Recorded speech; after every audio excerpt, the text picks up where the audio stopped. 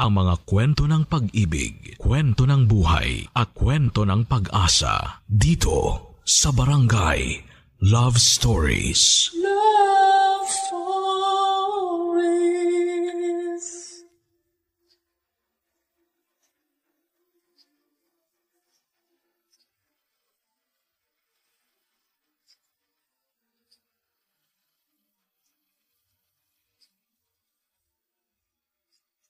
Minsan dahil sa mga kabiguan na nararanasan natin sa buhay ay nagiging desperado na tayo.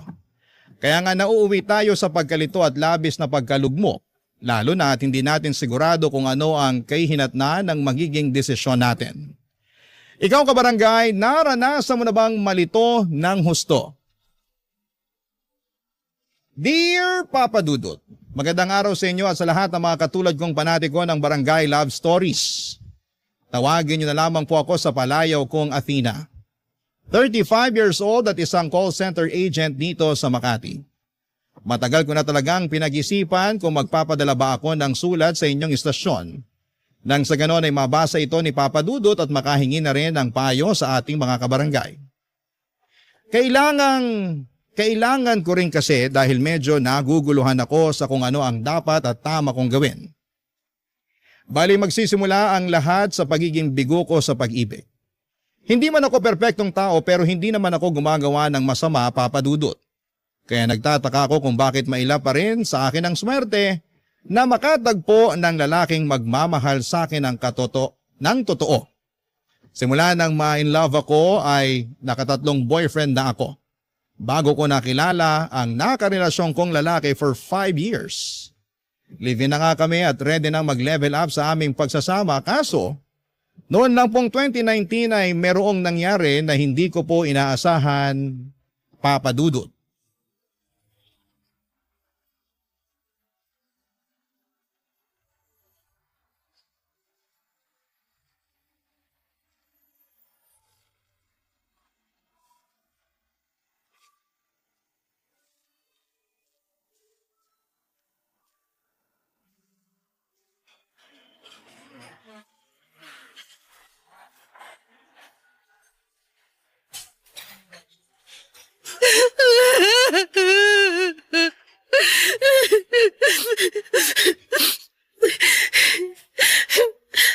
Nakakahiya na ba ako?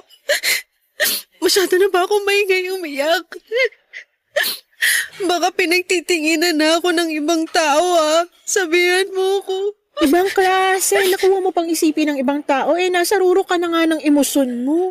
Siyempre hindi naman iyakan tong restaurant na kinainan natin. Baka mamaya masyado na akong agaw eksena. Hindi pa naman ganun karami yung mga tao, tsaka hindi ka naman agaw eksena umiyak kaya ayos lang. Sure ka? Oo nga, ayaw mo pa yata maniwala Hindi naman sa ganoon pero hindi mo naman mapipigilan yung damdamin mo. Masakit yung nangyari sa kwento mo, diba? gumuho mundo ko nung inatake sa puso at namatay ang fiancé ko, besh. Sakit-sakit. At hanggang ngayon, hindi pa rin ako makamove on. Hindi pa naman matagal simula nang mangyari yun, kaya okay lang. Kahit hindi ka agad makapag-move on. Tsaka wala namang tamang panahon na dapat nakausad ka na, lalo masakit yung nangyari. Kahit ako gulat na gulat, tsaka hindi rin makapaniwala. Ikakasal na kayo, diba? Oo.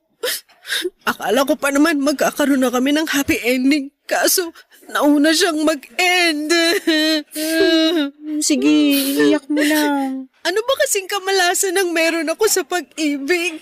Hindi ka malas. Bakit mo sinasabi yan? Naisip ko lang naman kasi yung unang 3 na nakarelasyon ko, kung hindi ako niloko, pinagpalit sa iba, iniwan ako. Ginawa ko naman lahat. Nagpaka-submissive ako sa kanila kahit wala sa bokabularyo ko yun.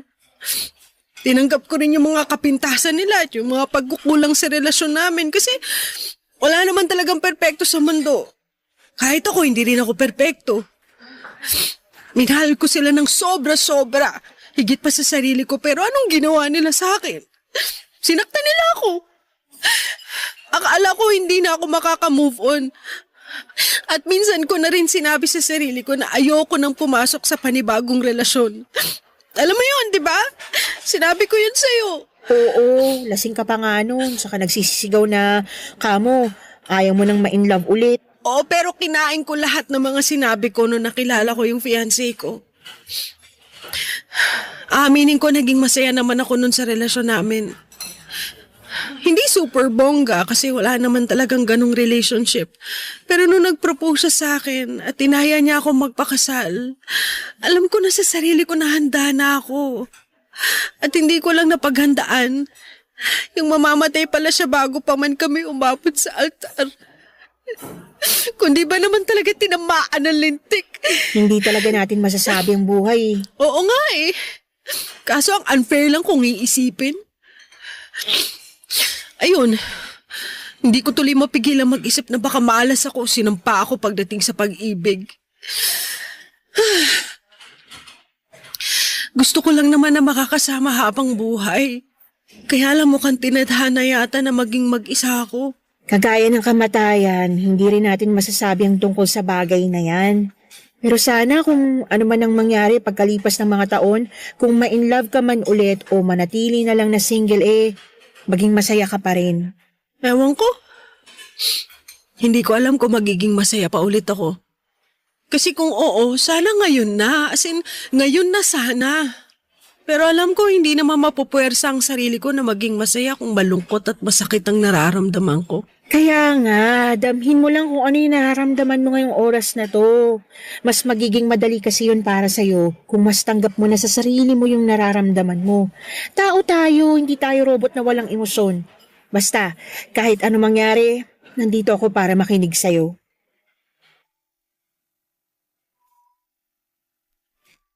Papadudot katulad ng sinabi ko kay Daisy, kundi ako niloko at pinagpalit ng unang 3 lalaki na nakarelasyon ko noon ay namataya naman ako ng long-time partner.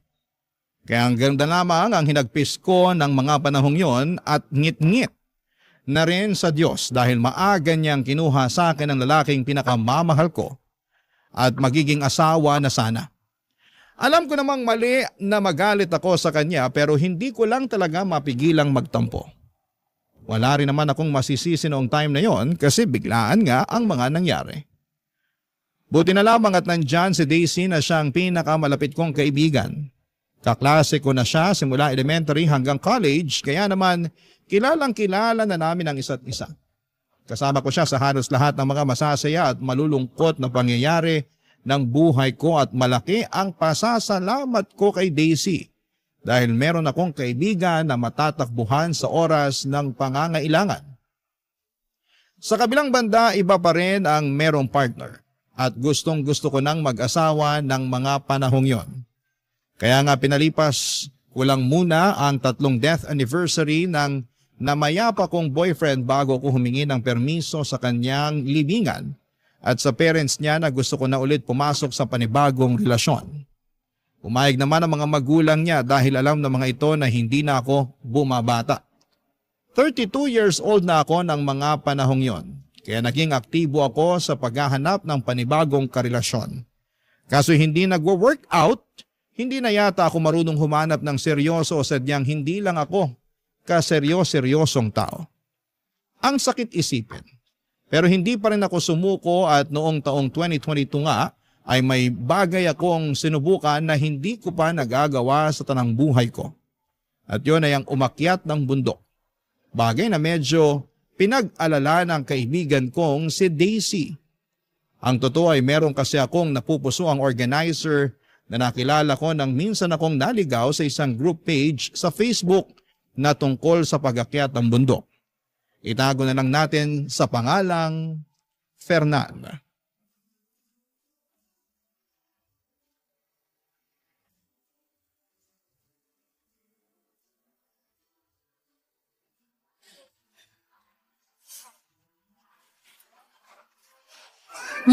Grabe! Namiss ko ang burger nila rito. Buti nilang nayaya kitang samahan akong kumain. Buti rin sumama ako. Na-stress ako sa asawa ko Bakit? Ano na naman bang ginawa ng kulokoy na yun? Nahuli ko na namang ng bababae. At pinatawad mo na naman. Ano pa nga ba? Ay, Tanga. Alam ko namang tanga ako Pero mahal ko Sana isang araw magising ka na lang na hindi mo na siya mahal. Para kayanin mo nang iwanan ng tukmol na yun. Ako naawa sa'yo eh. Kasi hindi rin naman to yung unang beses na nahuli mo siyang nambababae. Oo, hindi ko na rin mabilang. Ibig sabihin sobrang dami na? Ganun na nga at sobrang daming beses ko na rin siyang pinatawad. Pambihira. Ay, pero wag na natin pag-usapan kasi nasistress lang ako. Di naman ako nakipagkita sa'yo para ikwento ang nangyayari sa amin ng mister ko. Mas concerned kasi ako dun sa sinabi mong... Ano nga ulit yun? Alin sa mga sinabi ko, ang dami na. Yung plano mong umakyat sa bundok? Ah, oo. Excited nga ako eh. Pero kakayanin mo kaya? Baka naman hindi mo kayanin. Sobra ka naman. Hindi ko naman sinasabi na hindi mo kaya, pero nag-aalala lang ako kasi dinig ko mahirap daw yun eh. Delikado tsaka nakakapagod. Buti sana kung di kita kilalang reklamador sa konting lakad pa nga lang tapos magbubundo ka pa talaga.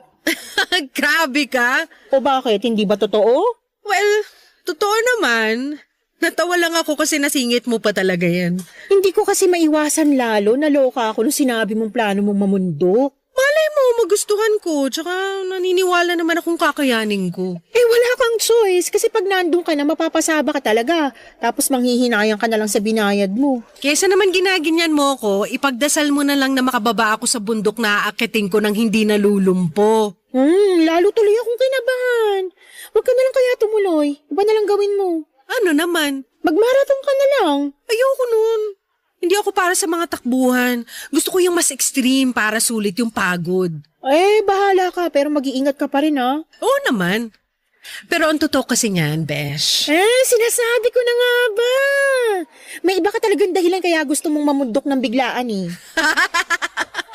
Wala na talaga ako may tatago sa'yo, no? Malamang. Kilala mo na ako.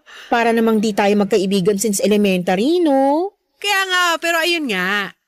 Gusto kong mamundok kasi masyado akong na-curious dun sa nakilala kong organizer/tour guide sa page ng mga umaakit sa bundok. Nakausap ko kasi siya sa Messenger. Ayos naman yung usapan namin, mukha naman siyang mabait. At higit sa lahat, gwapo. Inistok ko kasi yung Facebook account niya. Ang tanong, single ba? Well, mukha namang walang sabit. Wala kasi ako nakitang family picture sa account niya eh. Wala rin namang nakatag, kaya tingin ko single naman siya. Pero malalaman ko na lang din pag nagkita kami ng personal. Plano kong tsikahin. Siya pala dahilan kaya gusto mong umakyat ng bundok. Yun lang kasi ang paraan para magkita at magkausap kami. Kaya sige lang, wala namang kaso sa akin yun. Sige, pero mag-iingat ka ha. Alam ko sinabi ko na to sa'yo pero paalala ko pa rin. Oo naman. 3 taon na rin naman ang nakakalipas nung namatay ang fiancé ko. Naisip ko baka panahon na para mag-move on at ma-in love ulit. Tsaka alam mo naman na hindi ito yung unang beses na sumubok ulit ako maghanap ng karelasyon, di ba? Oo. Aktibo naman ako. Sumali pa nga ako sa mga dating app kaso bokeh wala eh. Gusto ko na ulit magka-boyfriend. Malay mo, maging swak kami sa isa't isa nitong napupusuan ko. Papadudo, tama naman si Daisy na baka hindi ko kayanin pero gusto ko pa rin subukan. Gwapong-gwapo kasi ako kay Fernan at mabait din naman siya noong kausap ko sa Messenger nung nag-inquire ako. Kaya nga kahit kakaba-kaba ay tinuloy ko ang pag-akyat ng bundok. Si Fernan nga ang tour guide namin noong araw na yon at masasabi ko na inalagaan niya kami paakyat at pababa ng bundok. Naging close kami ni Fernan at nagpatuloy ang komunikasyon namin kahit natapos na ang event. Doon ko mas nakilala si Fernan dahil sa aming pag-uusap. Hinangaan ko siya sa mga bagay na ginagawa niya lalo na ang pag-akyat ng bundok. Kumbaga'y passion na niya talaga yon at masaya naman siya kasi nakapagtrabaho siya sa isang travel agency bilang tour guide at organizer. Kaya nga pinilit kong sabayan ang lifestyle ni Fernan sa pamamagitan ng pagbubuk ng mga tour at pag-request na siyang maging tour guide namin, Papadudot. Barangay Love Stories. Barangay Love Stories. Papadudot, nagbunga ang aking pagpapapansin kay Fernan at mga pagsama-sama sa mga inorganize nilang tour. Naging consistent ang aming pag-uusap hanggang sa naramdaman ko na lamang na nagdada moves na nga siya sa akin. Siyempre nagpakipot muna ako ng konting-konti lang. Pinaramdam ko sa kanya na hindi ako interesado. Pero kating-kati na talaga akong sagutin siya noong niligawan niya ako. Kaya lang may iba akong plano. Around December 2022 ay nagdesisyon akong akyatin ang pinakamataas na bundok sa buong Luzon, ang Mount Pulag, na siyang pangatlo naman sa pinakamataas na bundok sa buong Pilipinas. Ang nag-book ako ng tour sa travel agency kung saan nagtatrabaho itong sa Fernan. Advance booking yon, kaya bago pa man dumating ang eksaktong petsa ng pag-akyat namin, ay naghanda na ako mula sa outfit, mula sa trail food na dadalhin ko, extra money at sarili ko syempre. And fast forward, inakyat na nga namin ang Mount Pulag. At nung nasa tuktok na kami ni Fernan ay doon ko na ginawa ang matagal ko ng plano, papadudot.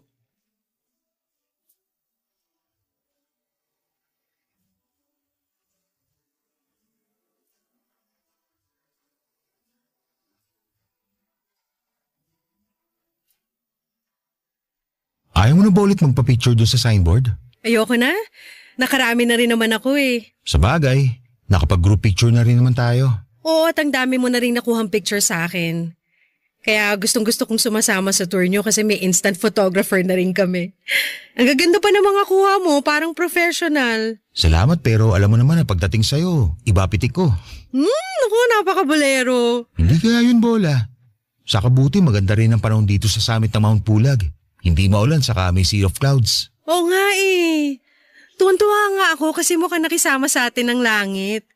At grabe, hanggang ngayon hindi pa rin ako makapaniwala na naakyat ko na ang pinakamataas na bundok sa buong Luzon. Kaya nga, masaya ako kasi sa wakas, nagbunga na rin ng ilang buwan mong training at pag-akyat sa mga mas mabababang bundok. Pansin ko kasi bumilis ka na sa paglalakad. At kahit may mga paahon hindi ka na masyadong hinihingal. Oo, nagte-treadmill kasi ako. Madalas din naglalakad-lakad ako sa lugar namin. Lalo na pag malapit na yung akyat natin. Alam mo yan, di ba? Ina-update kita. Oo naman syempre. Pero hindi ko naman to magagawa lahat kung wala ka. Yung bang guidance mo, ganon.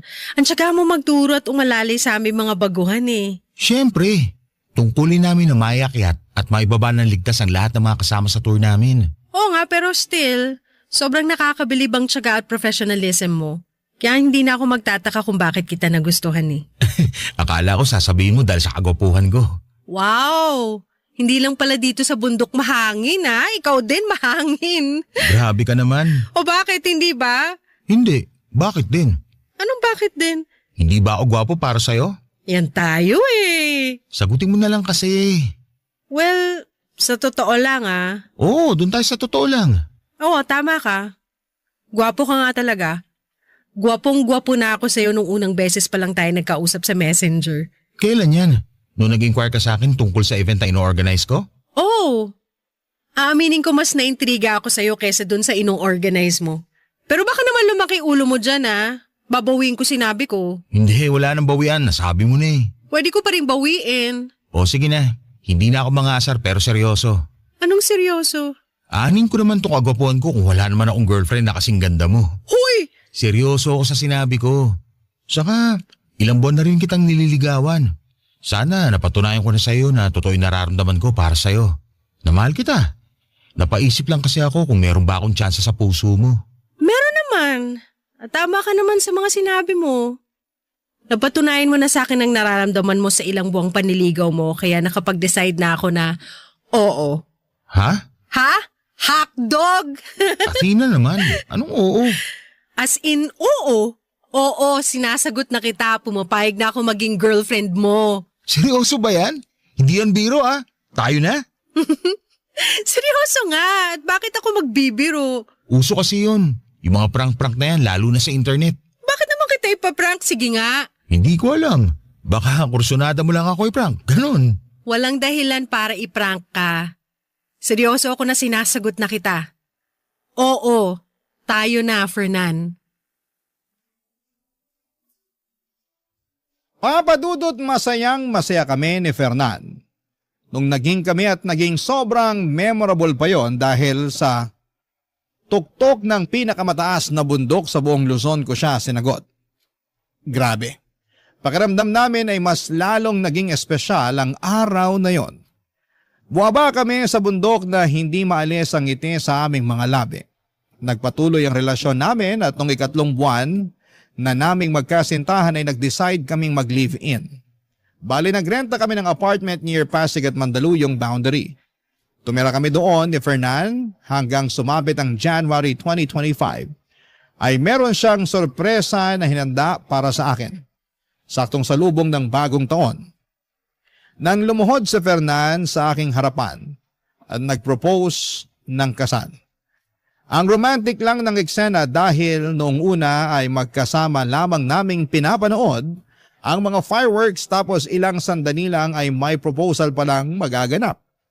Walang pagsidla ng saya ko ng mga panahong yon.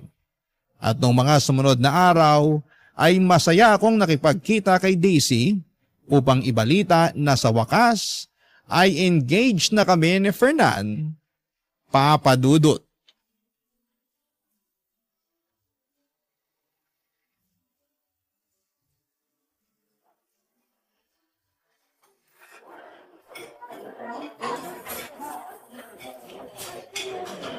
Wala ka bang napapansin sa mga daliri ko, Besh?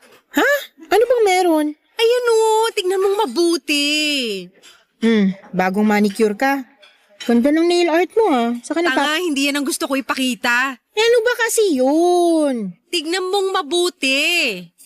Sige ka, magtatampo ko pag hindi mo napansin. Teka, ito na nga OMG! Totoo ba yan? Totoong-totoo, engaged na kami ni Fernan. Nag-propose siya nung New Year's Eve. Siyempre, hindi muna ako nag-upload ng mga pictures sa Facebook kasi plano kong sa'yo muna unang ibalita. Thank you kasi pumayag ka makipagkita sa akin ngayon. Wala yun. Na-appreciate ko naman na sa akin mo unang sinabi. Na-appreciate mo ba sa lagay na yan? Mukha ngang hindi ka naman masaya. Sorry, Besh, pero ang hirap naman kasing maging masaya, lalo may nalaman ako tungkol dyan kay Fernan. Anong nalaman mo? Hindi ko agad sinabi kasi tsumitsempo pa ako. Hindi ko lang akalain na magpo-propose siya sa'yo ngayong taon. Natural, magkarelasyon kami. Tsaka ano ba kasi ang nalaman mo tungkol kay Fernan? Sabihin mo na lang kaysa ang dami mo pang sinasabi dyan. Unfaithful sa'yo yung boyfriend mo, Besh. Ano ka mo? Ganito kasi yan. May nakita kong post sa isang Facebook group tungkol sa pag-akyat ng bundok. Nakapublic naman yung group page nila kaya lumabas sa timeline ko. Nung chinek ko, hindi ka naman member doon kaya malamang hindi mo yun nabasa. Ano nga yung nabasa mo dun sa post? Kalma ka lang pwede. Parang kulang na lang kainin mo na ako ng buhay. Paano ko kakalma yung sinisiraan mo yung boyfriend ko? Hindi ko sinisiraan ang boyfriend mo. Siya ang sumira sa sarili niya. Lalo hindi ko lang isang beses nabasa ang pangalan niya dun sa mga post na may kinalaman sa pag-akyat ng bundok. Blind item nga siya dun Sabi dun sa mga post, may isang organizer daw na mahilig mangharot ng mga joiner.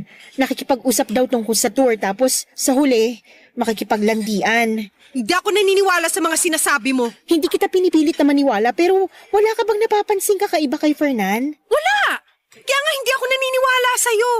Tsaka malay mo, kapangalan lang niya yung sinasabi dun sa post. Hindi lang naman siya yung nag-iisang Fernan sa mundo, no? Alam ko naman yun, pero may iba kasi ako nababasa na dinidescribe yung Fernan na sinasabi nila At naisip mo na agad na yung boyfriend ko ngayon? Oo. Bang klase? Hindi ako makapaniwala na ganyan ka pala. Anong ganito ko? Na masyado ka nagpapapaniwala sa mga blind item. Tapos na pangalanan lang naisip mo na agad na boyfriend ko? Kaya nga tinatanong kita kung wala ka bang napapansin sa boyfriend mo, 'di ba? Sinabi ko na wala, 'di ba? Alam mo masyado kang mapanira. Sinisiraan mo yung boyfriend ko sa akin? Binibigyan lang kita ng warning. Anong klaseng warning yan sinisira mong relasyon namin? Tinaon mo pa talaga nakaka-propose lang niya. Para ano? Para hindi matuloy ang kasal namin? Napakasama mo namang tao. Naturingan ka pa namang kaibigan. Sorry, pero malakas lang talaga ang kutob ko na iisang taong tinutukoy nila sa blind item at ang boyfriend mo. Kilala mo naman ako, 'di ba? Hindi ako nag-iimbento. Tsaka, kung gusto mo, ipapakita at ipapabasa ko sa iyo yung mga screenshot ko tungkol dun sa issue Ikaw na lang ang magsabi kung nagsisinungaling ako. Papadudot, kahit na may pinakitang mga screenshot si Daisy ng issue na nabasa niya sa isang group page sa Facebook at binanggit nga doon ang pangalan ni Fernan, ay hindi pa rin ako naniwala. Naka-anonymous kasi ang post, tapos ay naisip ko na baka sinisiraan lang ang fiancé ko, kung totoong siya nga ang tinutukoy doon. Palibhasa ay sikat na sikat siya at kilala talagang organizer at tour guide. Nagalit din ako kay Daisy dahil sinira niya ang mood ko na dapat ay masaya ng araw na yon. Naisip ko na baka gusto lamang niya na hindi matuloy ang wedding namin ni Fernan. Kasi kahihiwalay lang nila ng asawa niya noong 2024. Baka gusto niya na pareho kaming maging single at miserable. Hindi naman tama yon, kasi kung totoo ko siyang kaibigan, ay wala siyang ibang gugustuhin kundi ang maging masaya ako, Papadudot. Barangay Love Stories. Barangay Love Stories. Papadudot, hindi ko na nga kinausap si Daisy ng mga panahong yon. Kahit chat siya ng chat sa akin sa Messenger. Basta iritado ako sa kanya at pakiramdam ko, anumang sandali ay sisirain niya ang kaligayahan ko. At kahit na nagsorry na siya sa akin at gusto lang daw niya akong makita para masamahan ko siya, dahil malungkot siya sa paghihiwalay nila ng asawa niya, ay binaliwala ko siya. Ayaw kong malungkot kasama niya, kaya tiniis ko na hindi siya kitain habang abala sa paghahanda ng wedding namin ni Fernan. Civil wedding lang ang plano namin gawin, kaya sa reception na lamang kami bumawi at sa honeymoon. Ayoko kasi ng engrandeng kasal at ganon din naman si Fernan. Sa April 2025 na sana ang plano naming pagpapakasal. Kaso around March ay may nangyari.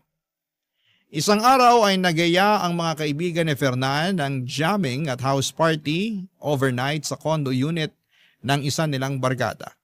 Mga dati silang kaklase ni Fernan na ipinakilala na rin naman niya sa akin, kaya tiwala ako na nasa mabuti siyang kamay. Pinasasama nga niya ako, kaso'y panggabi ako noon sa trabaho at ayokong umabsent. Kaya si Fernan na lamang ang pinapunta ko, basta mag-update lamang siya sa akin. Wala naman akong trust issue sa fiancé ko at malaki ang tiwala ko sa kanya, Papadudot. Alas 6 ng umaga ang out ko noon sa trabaho at nung umuwi ako ay nasa apartment na namin sa Fernan. Tulog na tulog at mukhang lasing na lasing. Buti na lamang at hinatid siya sa bahay ng mga barkada niya. Patulog na sana ako noon, pero naisipan kong kunin ang cellphone ng kinakasama ko. Hindi ko gawain ang makialam ng personal niyang gamit, pero that time ay may kung anong enerhiya ang nag-udyok sa akin at tignan ang messaging app niya. At doon nga ay may nakita at nabasa ako na siyang dahilan para mag-alboroto ako sa galit, Papadudot.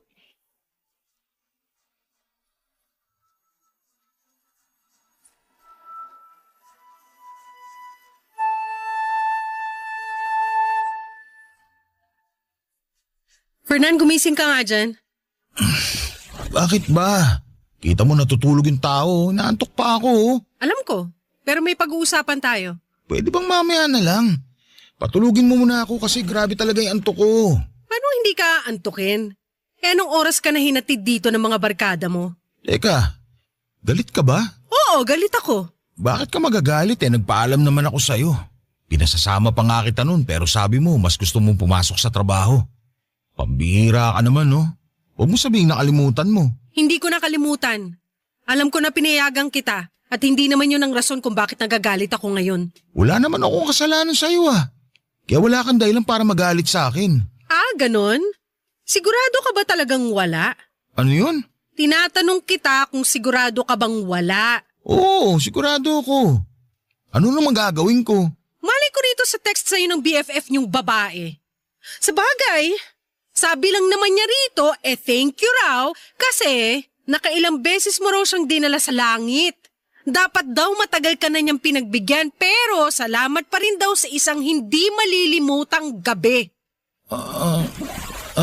Ano kasi, mahal. Huwag mo nga akong matawag-tawag na mahal. Nandidiri ako sa'yo. Ano kasi, hindi yun katulad ng iniisip mo. Bakit? Alam mo ba ngayon kung ano ang iniisip ko? Gusto mong malaman kasi sasabihin ko. Iniisip ko na nagtaksil ka sa akin. Na si dinami-rami ng babae, yung pa talagang pinakilala mo sa akin at pinagkatiwalaan ko. Lintik naman, Fernan. Napakababoy nyo. Tapos malalaman ko na matagal mo na pala siyang kursunada pero kagabi ka lang niya pinagbigyan? Wow! Wow na wow talaga! Sorry, mahal. Huwag mo nga sabi akong matawag-tawag na mahal kasi nasusuka ako sa'yo! Wala lang yun. Anong wala lang yun? Siraulo ka ba? Hindi totoo yun. Tingin mo maniniwala ako sa'yo? Nadala lang kami ng kalasingan namin. Para namang hindi mo pa nararanasang malasing. Ikaw nga pag tinamaan na ng alak nag-iiba ng personalidad mo. Baliw ka pala eh! Kinumpara mo pa ako sa'yo hindi naman ako pumapatol sa kabarkada ko kapag nalalasing. Hindi naman namin sinasadya, saka may asawa na rin yung tao. Yun na nga! May asawa na nga! At ikaw naman may fiancé ka na! Pero ginawa mo pa rin kahit na may karelasyon ka! Paano ko hindi magagalit, Aber? Sagutin mong tanong ko, dali! Wala lang yun. Hindi ko naman sinasadya yun eh. Saan nagsisisi na ako kasi nasaktan kita? Dapat lang na magsisi ka. Ha? Pero sa tingin mo, sapat na yon? Kasi kung tatanungin mo ko, hindi ang sagot ko. Ang sakit-sakit ang ginawa mo sa akin. Lalo't pinagkatiwalaan kita. Ikakasal na nga tayo sa susunod na buwan, di ba? Pero nagawa mo pa rin sa akin to. Ang sakit-sakit, Fernan. Sorry, Athena. Sorry talaga. Sa'yo na lang yung sorry mo kasi nasusuka ako sa pagmumukha mo. Nakakadiri ka. Umayo ka sa akin. Ha? Saan naman ako pupunta? Hindi ko alam. Problema ko pa ba yon? Bahala ka basta lumayas ka sa harap kong lintik ka. Athena naman. Pwede bang pag-usapan muna natin to na maayos? Maayos? O ito usapang maayos. Umalis ka sa bahay na to. Ayoko nang makita ang pagmumukha mo. Sobrang sama mong tao. Sana mapunta ka sa impyerno. Papadudot, grabe ang galit at sama ng loob ko kay Fernan ng mga sandaling yon. Kulang na lamang ay balatang ko siya ng buhay dahil napakalandi niya. Malaki pa naman ang tiwala ko sa kanya na hindi niya ako lolokohin pero maling-mali ako. Bigla tuloy nagbalik sa akin lahat ng mga sinabi ni Daisy tungkol sa kinakasama ko. Paano nga kaya kung totoo ang lahat ng yon? At masyado lang akong naging in denial dahil ayokong may makasira sa aming relasyon. Pinalis ko si Fernan sa apartment na nirerentahan namin ang araw na yon dahil ayoko siyang makita. Sumunod naman siya sa akin at sinabing magpapalamig muna at magpalamig muna ako ng ulo bago ulit siya bumalik para makapag-usap daw kami. Noong time na yon ay tinawagan ko si Daisy habang umiiyak at inalo naman ako ng kaibigan ko. Sinabi niyang pupuntahan niya ako sa apartment namin at yun nga ang ginawa niya. Iyak ako ng iyak kay Daisy na tipong sising-sisi. Kasi hindi ako nakinig sa mga sinabi niya noon. Sana pala ay mas naging mapagmatsyag ako. Kinagabihan ay bumalik nga si Fernan sa apartment namin pero pinalayas ko lamang ulit siya. Ayaw ko siyang kausapin dahil hindi pa ako handang makita ang pagmumukha niya. Nandidiri pa rin ako sa kanya sa totoo lang, Papadudot. Kaya lang ay naging masugid ang kinakasama ko na makipag-usap sa akin at ayusin namin ang aming relasyon lalo na at malapit na ang petsa ng kasal namin. Isang gabi bigla na lamang siyang nagpakita sa apartment at wala na akong nagawa para iwasan siya. Papadudot.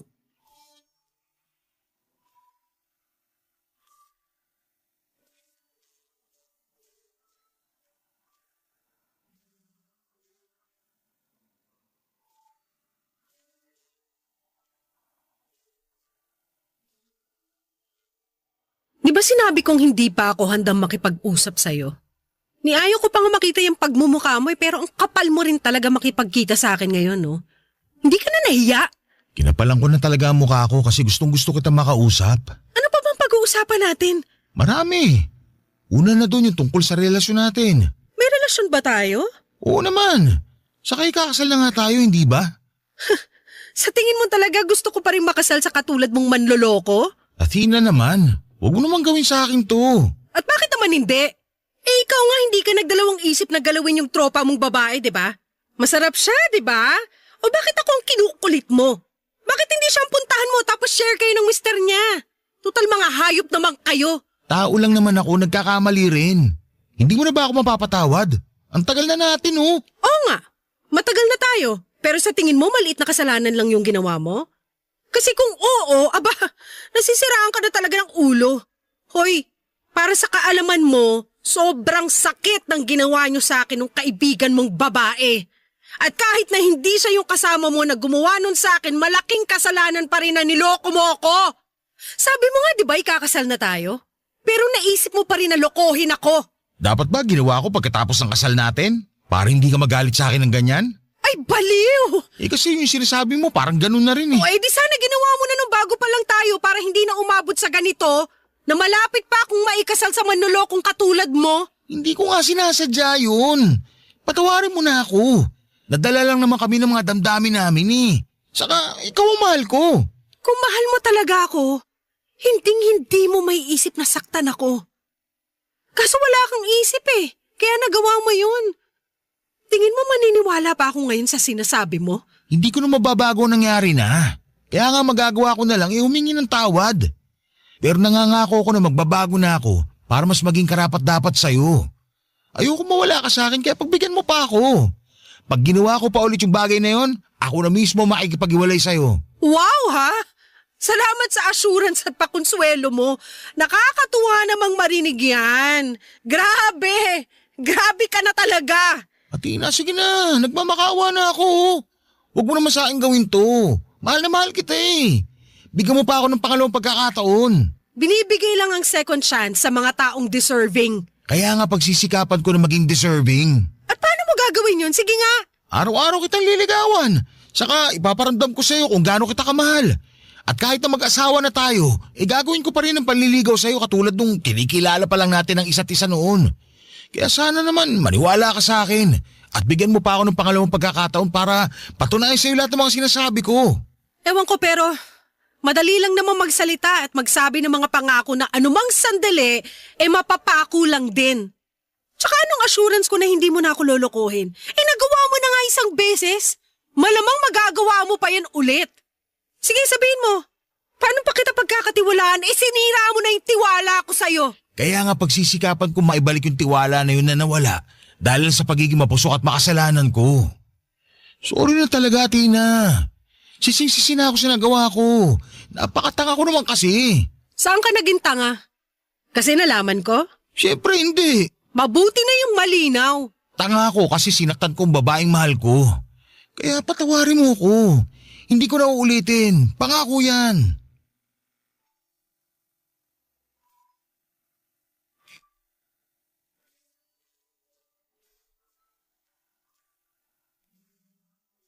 Papadudot, marami pa akong masasakit na salita na gustong sabihin kay Fernan ng gabing yon. Pero hindi ko na nasabi na daig na kasi ako ng matinding emosyon.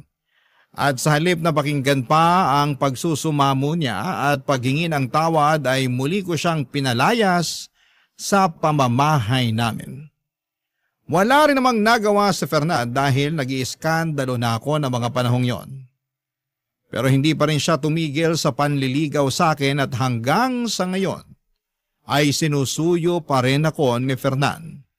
Hindi ko naman masabi na hiwalay na kami kasi wala rin namang kaliwanagan kung gusto ko ba talagang tapusin na ng tuluyan ang relasyon namin. Aaminin kong mahal ko pa rin si Fernan at gustong gusto ko siyang bigyan ng ikalawang pagkakataon. Pero natatakot ako na baka ulitin na naman niya ang kasalanan niya sa akin. Ang tungkol naman doon sa mga isyo sa blind item na naugday sa kanya ay hindi ko na kinumpirma. Pero hanggang ngayon ay iniisip ko pa rin ang bagay na yon. At nababagabag pa rin ako ng sobra. Sana po ay matulungan ako ng mga kabarangay natin kung ano ang gagawin ko. Nahihirapan na kasi ako At kahit na sinabi na sa akin ni Daisy na hiwalayan ko na si Fernan, ay may parte pa rin sa puso ko na ayaw yung gawin. Ewan, litong-lito na ako. Tatapusin ko na ba ang lahat sa amin ni Fernan o susugal pa ba ako sa pamamagitan ng pagpapatawad sa kanya at pagbibigay ng chance? Hanggang dito na lamang po ang sulat ko at sana'y mabigyan ako ng payo ng mga kabarangay natin. Dahil malaking bagay po yun sa naguguluhan kong puso. Maraming salamat po sa inyo, Papa Dudut, sakaling mapili po ninyong i-area ang sulat ko, and more power. And God bless po sa Barangay Love Stories. Ang inyong forever kapuso at kabarangay, Athena. Barangay Love Stories. Barangay Love Stories. Nalilito pa rin sa life ang ating kabarangay. Ano kaya ang maipapayo mo sa kanya? Ibahagi mo yan sa ating comment section para mabasa rin niya.